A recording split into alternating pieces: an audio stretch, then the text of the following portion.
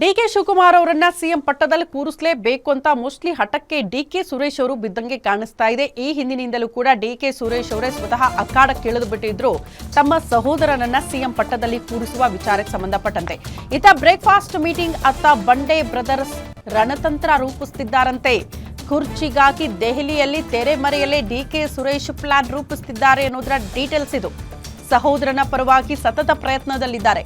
ಸೋನಿಯಾ ಗಾಂಧಿ ಜೊತೆ ಮಲ್ಲಿಕಾರ್ಜುನ ಖರ್ಗೆ ಚರ್ಚೆ. ಡಿಕೆ ಸುರೇಶ್ ಇದೇ ವಿಚಾರಕ್ಕೆ ಸಂಬಂಧಪಟ್ಟಂತೆ ಹೈಕಮಾಂಡ್ನಲ್ಲೇ ಲಾಭಿ ಮಾಡೋದಕ್ಕೆ ಮುಂದಾಗ್ತಿದ್ದಾರೆ. ಹೈಕಮಾಂಡ್ ಸೂಚನೆ ಕೊಟ್ಟರೆ ಅಧಿಕಾರ ಬಿಟ್ಟು ಕೊಡ್ತೀನಿ ಅಂತ ಸಿಎಂ ಸಿದ್ದರಾಮಯ್ಯ ಹೇಳಿಬಿಟ್ಟಿದ್ದಾರೆ.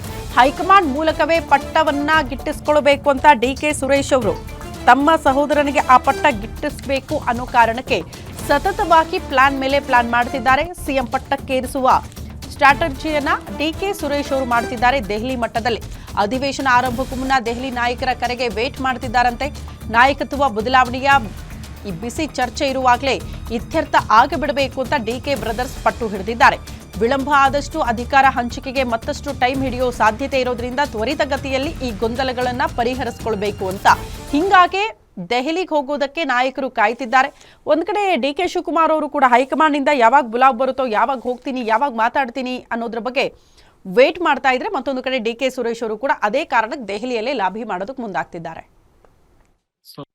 ನಾನು ಹೇಳಕ್ಕಾಗೋದಿಲ್ಲ. ಎಲ್ಲವೂ ಕೂಡ ಸುಸೂತ್ರವಾಗಿ ಆಗ್ತಾ ಇದೆ.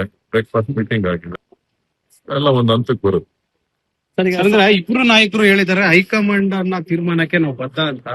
ಸೊ ಹೈಕಮಾಂಡ್ ಏನ್ ತೀರ್ಮಾನ ತೆಗೆದುಕೊಂಡ್ರು ಬದ್ಧ ಅಂತ ಹೇಳಿದ್ದಾರೆ ಸರ್. ಹೈಕಮಾಂಡ್ ಸೂಕ್ತ ಸಮಯದಲ್ಲಿ ಸೂಕ್ತ ತೀರ್ಮಾನ ತಗೊಳುತ್ತೆ. ಡಿ ಕೆ ಶಿವಕುಮಾರ್ ನೀವ್ ಹೇಳ್ತಾ ಇರೋದು ನಾನು ಹೇಳಕ್ಕಾಗೋದಿಲ್ಲ.